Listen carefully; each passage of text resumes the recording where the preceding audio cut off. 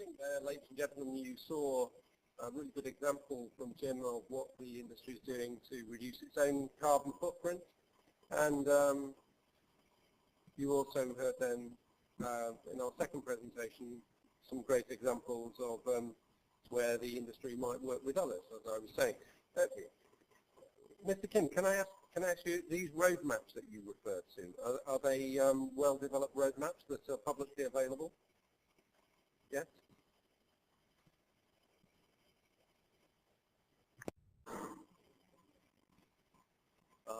지금 아까 말씀드린 전력, 수송, 빌딩 분야에서는 녹색 기술과 ICT 기술을 지금 이제 만들어 놓은 상태고요. 그다음에 아까 말씀드린 그런 대표적인 세 가지 분야만 말씀드렸는데 나머지 분야는 지금 연구를 하고 있습니다. 그래서 기존에 된 부분들은 서로 이렇게 공감을 할 수 있는 수준으로 좀 정리를 해보고 있습니다. Thank you. So, anybody wants to come in? We've got, by my reckoning, just under 10 minutes for some participation from the floor. Have we got some questions? The usual, introduce yourself and your question. Thank you very much. Yes, this question goes to Jim Elliott. You show some rather dramatic reductions in power consumption based on green memory. In your calculations, are you keeping everything else the same? It's just the contribution of the green memory, or are you taking into account improvements that are made in processors, other components that go into the servers? So that's a good question. At the memory level, we show two comparisons. At the memory level, which is apples to apples, we're showing about a 86% reduction. At the system level, we're taking a incumbent system today, which is technology that was originally deployed maybe a couple of years ago, with the latest memory technology as well as the latest CPU and other peripheral technology. So that's where we get the 44% reduction at the system level. 오케이. 제가 답변을 좀 하겠습니다. 삼성전자에 계신데 저희들 그 시스템을 저희들이 삼성 S에서 다 관리하고 있습니다. 데이터 센터는 아까 저 슬라이드에 잠깐 언급이 됐는데요. 저희들은 예를 들면 이제 그 최적 냉각 할 수 있는 쿨링 시스템이나 그다음에 서버를 재배치해서 한다거나 그렇게 해서 한 15% 정도의 그 에너지를 저감하는 전력 소비를 저감하는 그런 활동도 하고 있습니다.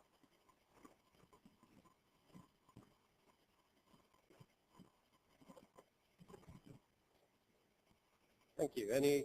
Yes, another question. Well done.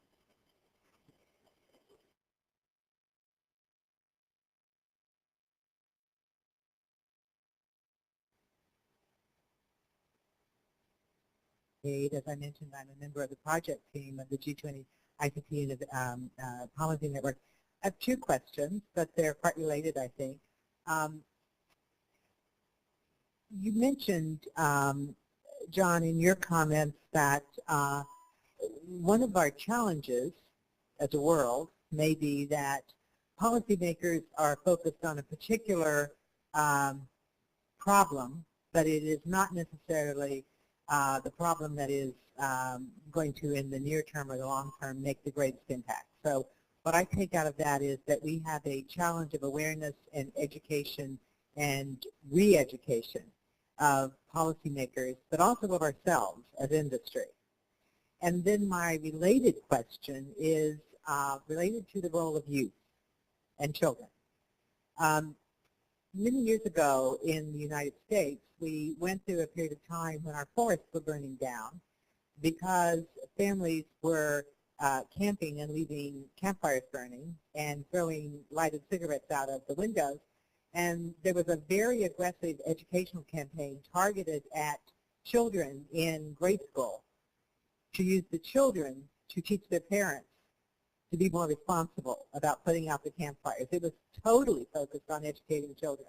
And I guess my question is do we need to not only educate our policymakers and ourselves, but also think about ways to harness the social responsibility aspect of our youth to think more positively about our own impact and ability to be green by building it in?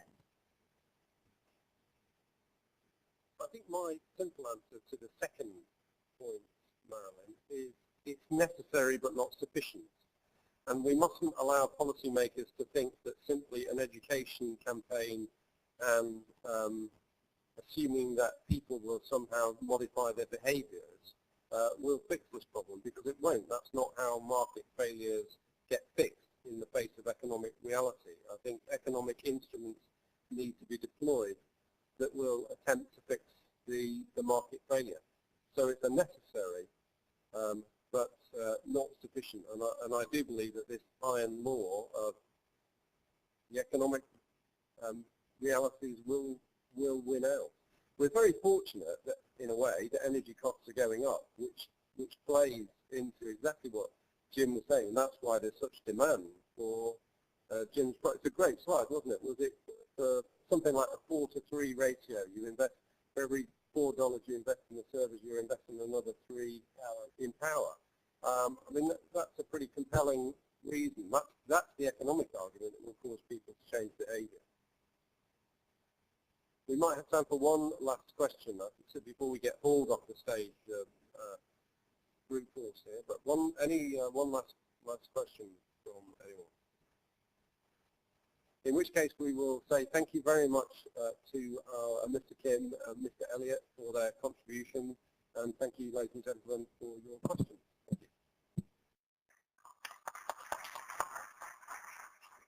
Okay, thank you very much. Before you guys come down to your seat, special flag for thanks to all of you will be presented by the President of CEO of FKI.